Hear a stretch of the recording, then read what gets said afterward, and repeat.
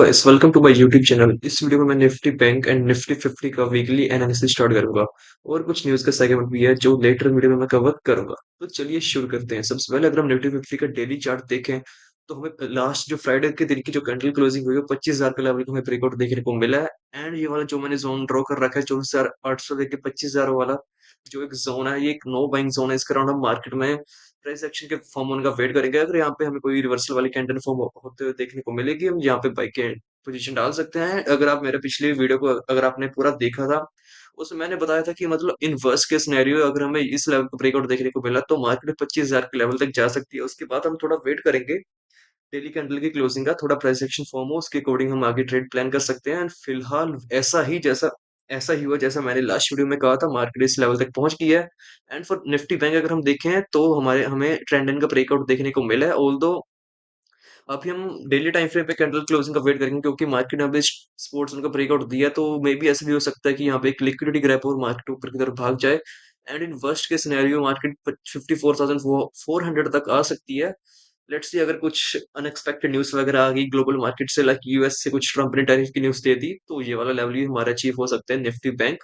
And अगर हम smaller time frame में देखें तो ट्रेडिंग व्यू के चार्ट पे शिफ्ट होते हैं। अगर हम निफ्टी 50 को देखें तो यहाँ पे जो लास्ट वीक की बिगिनिंग हुई थी मोस्टली, मतलब 5 दिन में से 4 दिन मार्केट यहाँ पे कंसोलिडेट की थी, यहाँ पे रेंज बाउंड हो रखी थी मार्केट। एंड फ्राइडे को हमें एक्सिस बैंक की अर्निंग का यहाँ पे इम्पैक्ट देखने को मिला मार्केट में, जिसके बाद हमें रेंज बाउंड मार्केट का ब्रेकआउट होने को देखने को मिला। एंड अगर मैं आपको बिगर टाइम फ्रेम पे दिखाऊं तो मैं आपको कह रहा था ये एक हमारा रेजिस्टेंस स्टैंड सपोर्ट जोन का काम कर सकती है मार्केट, लेकिन यहाँ पे इसका ब्रेकआउट हो चुका है। 25,000 का लेवल का ब्रेकआउट हो चुका है। एंड अगर यहाँ पे ये सपोर्ट जोन नहीं टिकता तो मार्केट वर्स्ट के सिनेरियो में यहाँ तक आ सकती है, 380 पॉइंट और गिर सकती है। यहाँ पे आकर मार्केट सपोर्ट ले सकती है, but we will wait for daily candle closing. And अगर हम निफ्टी बैंक की बात करें ऑन स्मॉलर टाइम फ्रेम, तो जो ये वाला जोन है 56,000 वाला, एक पहले बात तो ये एक साइकोलॉजिकल नंबर है, उसके बाद एक मेजर सपोर्ट का काम कर सकता है। यहाँ पे मार्केट आगे सपोर्ट ले सकती है। एंड जो 56,600 का एक लेवल है, ये एक मतलब ब्रेकआउट स्ट्रक्चर का काम करेगा। यहाँ पे मार्केट आगे रेजिस्टेंस फेस कर सकती है या हमें एक अपॉर्चुनिटी दे सकती है, यहाँ पे एक स्कैल्प की अपॉर्चुनिटी। तो अगर हम आगे देखें, आगे अगर हम बढ़े तो यूएसडी टू आईएनआर, अगर हम यूएस डॉलर देखें लास्ट 5 डेज में कैसा वर्क किया, तो यहाँ पे डेक्सी तो काफी ऊपर की तरफ भाग रहा था। यहाँ पे 86 के लेवल पे मार्केट रेंज बाउंड हो रखी थी, उसके बाद हमें ब्रेकआउट देखने को मिला। अभी मार्केट 86.2 के अराउंड चल रही है। And on the other hand डेक्सी यहाँ पे काफी अप्रिशिएट होता है हमको देखने को मिल रहा है। हमारा इंडियन रुपया on the other hand appreciate होते हुए देखने को मिल रहा है अमिड ट्रम्प की टैरिफ की न्यूज के रिलेटेड। ये सब मतलब इम्पैक्ट हो रहा है। मूविंग फॉरवर्ड अगर हम यहाँ पे ऑप्शन चेन को देखें तो वही 25,000 का जो लेवल है उसको मतलब पुल्स ऐसा स्पोर्ट्स जोन की तरह काम कर पाएंगे, उसके मतलब उस जोन को वो बचा पाएंगे, ये इस वीक हमें देखने को मिलेगा। काफी इंटरेस्टिंग होने वाला वीक। तो कोई इस वीक मेजर न्यूज तो नहीं है, सिर्फ एक मेजर न्यूज है वो आईसीआईसी बैंक की तरफ से, वो मैं आगे कवर करूंगा। एंड नाउ मूविंग फॉरवर्ड अगर हम आगे F I S and D I S का डेटा देखें, वीकली डेटा देखें, 14 जुलाई लास्ट मंडे से जब मार्केट शुरू हुई थी, तो यहाँ पे एफ आई एस ने वीक की स्टार्टिंग में ही माल बेच दिया था। ऑल्दो उन्होंने यहाँ पे बाइंग किया है, लेकिन 300 करोड़ 120 करोड़ क्या ही बाइंग होती है, उनकी सेलिंग तो देखो 3600 1800 1600 करोड़ यहाँ पे माल बेच रहे हैं। उनकी तरह हमारे जो डीआईएस है वो यहाँ पे माल खरीद रहे हैं, वो काफी टाइम से खरीद ही रहे हैं। अगर मैं आपको पिछला डेटा भी दिखाऊं तो यहाँ पे एक आधे दिन वो अगर पिकवाली करते तो पैनिक में आने की कोई जरूरत नहीं होती। एंड अगर हम एक ओवरव्यू लें लास्ट 5 डेज में मतलब निफ्टी 50 ने कैसा वर्क किया, तो यही वही बात हो कि मार्केट यहाँ पे रेंज बाउंड हो रही थी। हमें फ्राइडे के दिन यहाँ पे एक्सिस बैंक का डेटा ड्रॉप होते देखने को मिला, उसके बाद एक ब्रेकआउट हुआ, गैप डाउन ओपनिंग हुई मार्केट में, बेयर्स काफी मजबूत रहे थे। एंड सेंसेक्स की अगर हम आगे बात करें तो सेंसेक्स भी यहाँ पे मोर लाइक रेंज बाउंड ही थी मार्केट फॉर 4 डेज।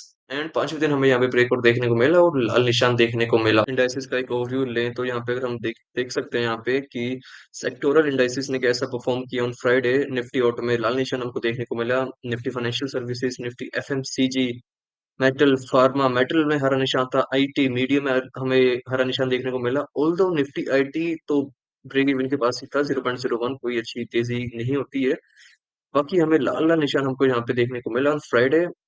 एंड अगर हम आगे गोल्ड प्राइसेस की बात करें तो लास्ट 5 डेज में हम देखें तो मार्केट यहाँ पे 1 लाख के लेवल से 1,01,000 के पास यहाँ पे मार्केट पहुंच चुकी है। आने वाले दिन में देखते हैं अगर ट्रम्प की कोई न्यूज आई या ग्लोबल अनसर्टेनिटी हुई तो गोल्ड का प्राइस ऊपर जा सकता है। एंड नाउ मूविंग फॉरवर्ड अगर हम कोई ग्लोबल मार्केट्स में देखें कोई मेजर डेटा ड्रॉप होने वाला इस अपकमिंग वीक तो ऐसा कोई है नहीं वैसे कोई मेजर डेटा जो कि मार्केट मूवर का काम करते हैं।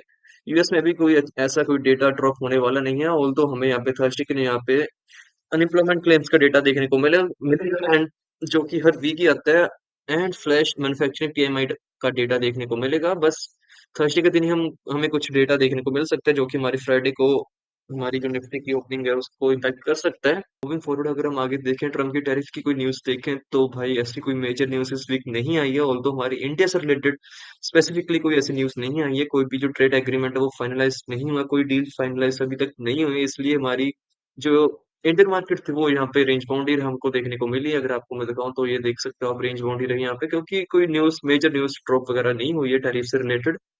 एंड एक मेजर न्यूज़ आई जो कि 2 दिन पहले की थी कि मतलब आरबीआई 25 बेसिस पॉइंट का कट कर सकता है इन अगस्त। आईसीआईसी बैंक की तरफ से हमें ये रिपोर्ट देखने को मिल रही है, 25 बेसिस पॉइंट का कट करके 5.25 तक रेपो रेट लेके आ सकता है।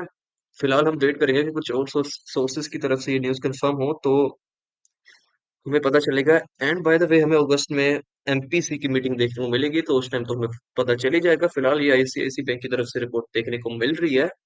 एंड अगर आपको मैं एक्सिस बैंक का चार्ट दिखाऊं लास्ट 5 डेज में कैसा परफॉर्म किया है, तो यहाँ पे अगर आप देखोगे तो थर्सडे के दिन यहाँ पे मार्केट क्लोज हो जाने के बाद यहाँ पे लाल निशान देखने को मिला। फ्राइडे की जो ओपनिंग थी वो काफी कैप डाउन ओपनिंग देखने को मिली है, ऑल्दो इसमें कोई पैनिक करने की कोई जरूरत नहीं है क्योंकि अगर आपको मैं बिगर टाइम फ्रेम पे दिखाऊं लास्ट 6 मंथ्स का आपको मैं चार्ट दिखाऊं तो मार्केट ऊपर की तरफ ही भाग रही है।